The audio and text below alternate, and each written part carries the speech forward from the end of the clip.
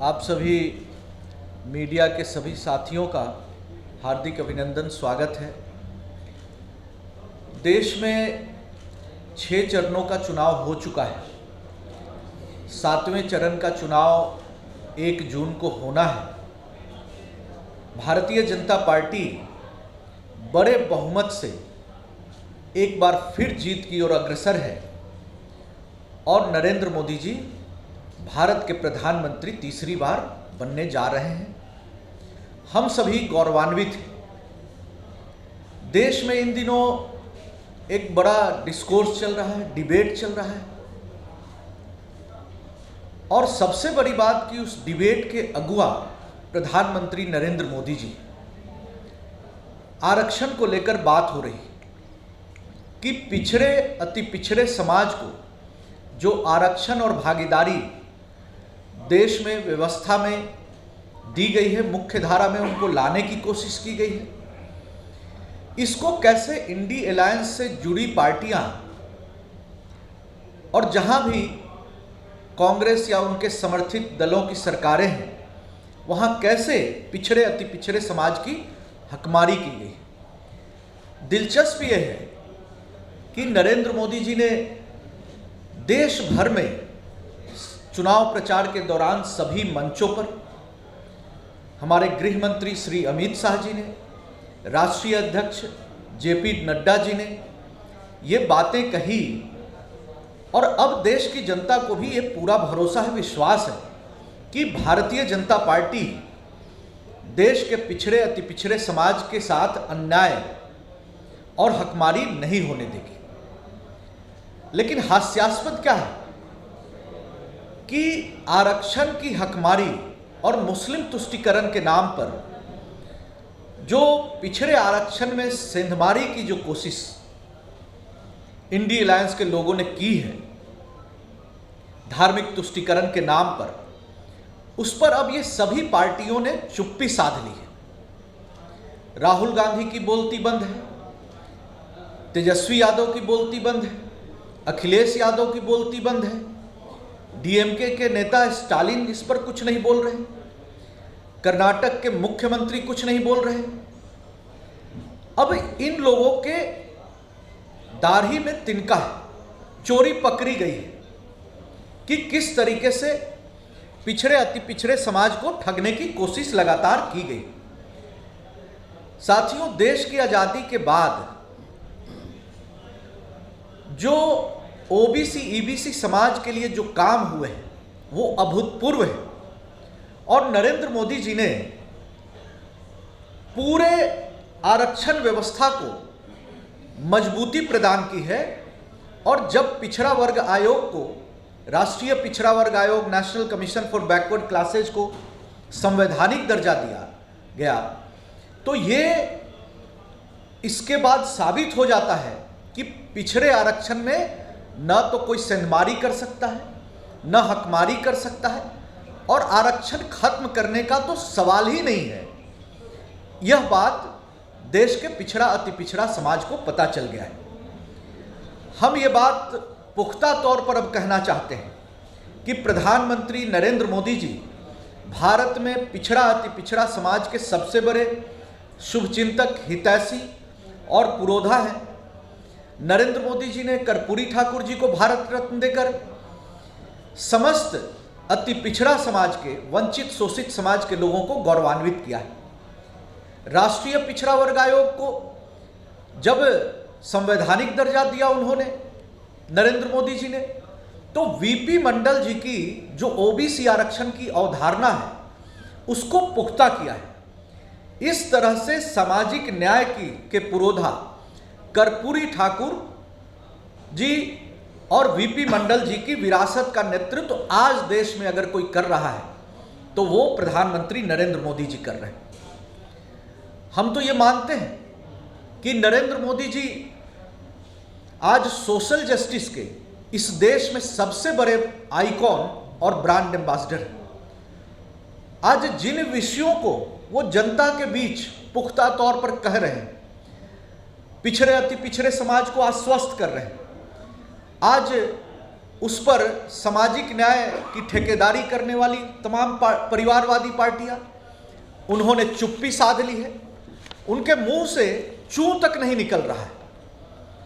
अब ये पूरा डिस्कोर्स जिस तरीके से देश में खड़ा हुआ है, अब इन सामाजिक न्याय के नाम पर राजनीति करने वाली पार्टियों को देश के पिछड़ा अति पिछड़ा समाज से माफी मांगनी चाहिए कि राजनीति सामाजिक न्याय की करते हैं, लेकिन लाभ किसको पहुंचाते हैं? धार्मिक तुष्टीकरण के नाम पर। और हम पिछड़ा अति पिछड़ा समाज के लोग अब इस तरह से सेंधमारी और हकमारी बर्दाश्त नहीं करेंगे। हम कांग्रेस से भी जवाब चाहते हैं, राष्ट्रीय जनता दल से भी जवाब चाहते हैं कि ये जो ओबीसी आरक्षण में सेंधमारी और हकमारी हो रही है, इस पर उन्होंने चुप्पी क्यों साध ली है? मुसलमानों को, जो सामान्य वर्ग के मुसलमान हैं, उनको भी ओबीसी आरक्षण में समेकित धार्मिक आधार पर डालकर पिछड़ा वर्ग के साथ अन्याय करने की जो कोशिश हो रही है, इस पर राहुल गांधी ने, तेजस्वी यादव ने, अखिलेश यादव ने क्यों चुप्पी साध ली है? आप सभी को पता है कि 6 चरणों का चुनाव संपन्न हो गया है और भारतीय जनता पार्टी बहुमत से बहुत आगे है, 400 सीटों के आसपास। और 7वें चरण में तो हम 400 का आंकड़ा बहुत पीछे छोड़ने वाले। प्रधानमंत्री जी बड़े बहुमत के साथ एक बार फिर से प्रधानमंत्री बनेंगे और देश का जो पिछड़े समाज का जो सपना है वो पूरा होगा। हम भारतीय जनता पार्टी ओबीसी मोर्चा की ओर से समस्त देश के और बिहार के ओबीसी समाज से, अति पिछड़ा समाज से अपील करते हैं कि नरेंद्र मोदी जी के हाथों को मजबूत कर सामाजिक न्याय की धारा को मजबूत करें और नरेंद्र मोदी जी के प्रधानमंत्रित्व काल में जो पिछड़े अति पिछड़े समाज के लिए जितना कुछ किया गया है, उसके प्रति हम ओबीसी मोर्चा के समस्त साथी आभार प्रकट करते हैं। उसके प्रति, प्रधानमंत्री जी के प्रति हम धन्यवाद ज्ञापित करते हैं कि उन्होंने जो कारवा पिछड़े अति पिछड़े वर्ग को मुख्य धारा में लाने की शुरुआत की है, इसको वो और आगे ले जाए। इसमें हम सभी प्रधानमंत्री जी के साथ, उनके साथ कदमों से कदम मिलाकर, उनके पीछे खड़े होकर हम सभी उनको पूरा पुरजोर समर्थन देने वाले हैं।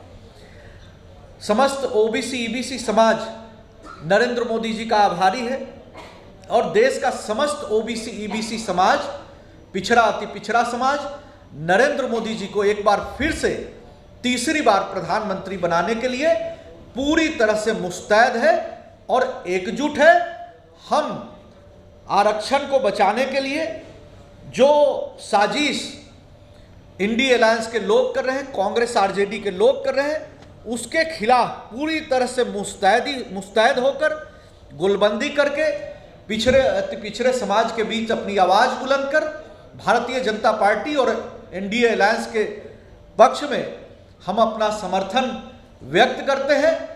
और हम एक बार फिर नरेंद्र मोदी जी भारत के प्रधानमंत्री बने, इस बात को सुनिश्चित करने के लिए समस्त ओबीसी ईबीसी समाज से अपील भी करते हैं। धन्यवाद।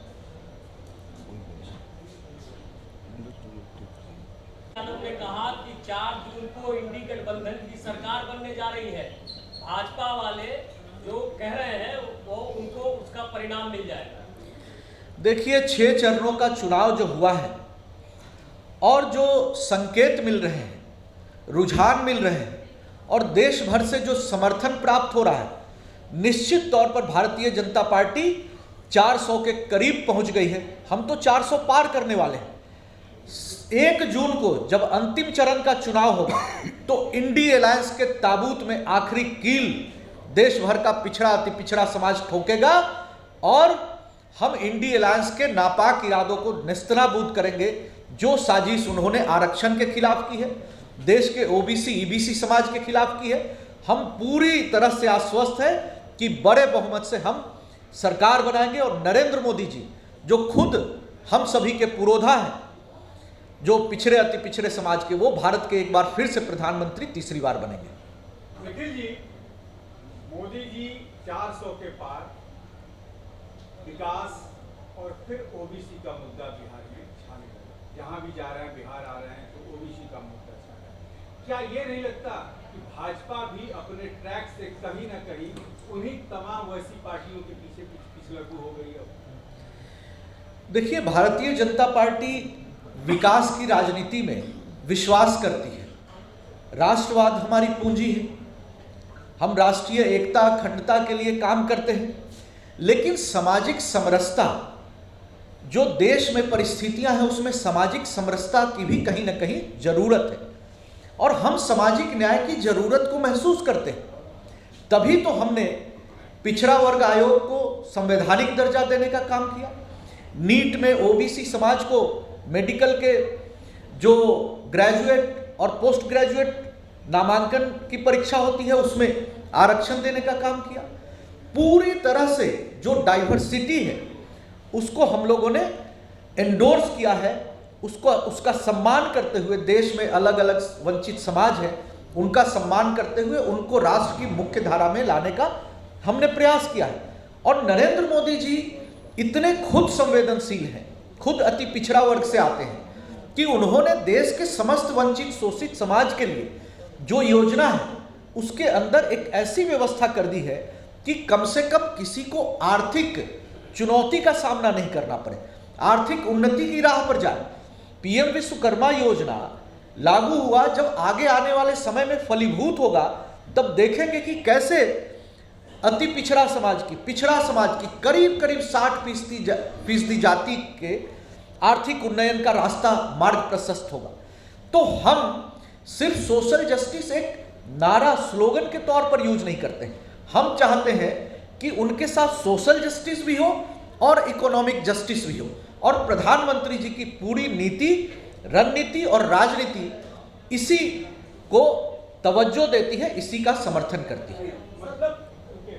मतलब यह है कि प्रधानमंत्री का जो विकसित बिहार का जो सपना था वो कहीं ना कहीं जातिवाद की राजनीति में फंसता जा रहा है।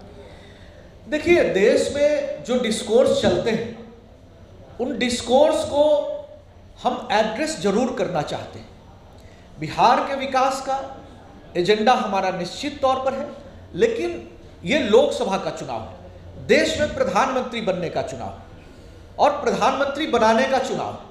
ऐसे में जब कई पार्टियां हैं जिनके क्षेत्र हित हैं, जाति हित हैं, परिवार हित हैं, कई भ्रष्टाचार में आकंठ डूबी हुई पार्टियां हैं, अब जब वो कोई बात कहती हैं पब्लिक डोमेन में, पब्लिक डिस्कोर्स में, तो निश्चित तौर पर भारतीय जनता पार्टी चाहते हुए या न चाहते हुए भी उन मुद्दों पर अपनी बात जरूर रखती है, ताकि कहीं से कोई ये न कहे कि हमारा इन मुद्दों पर कोई ध्यान नहीं है, हम उन मुद्दों को एड्रेस नहीं करना चाहते हैं।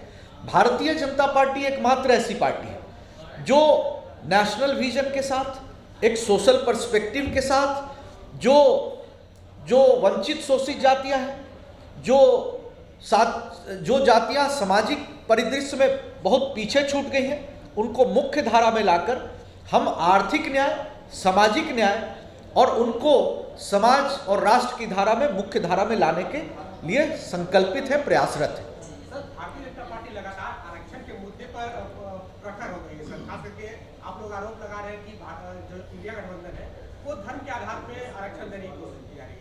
आप लोग आरक्षण के मुद्दे पर प्रखर होते हुए क्या तीसरी बार अगर सरकार बनती है सर तो मंडल कमीशन के बाकी बचे सिफारिशों को लागू करवा पाएंगे? क्योंकि पिछड़ी जाति का बहुत बड़ा उसमें कल्याण छिपा हुआ है।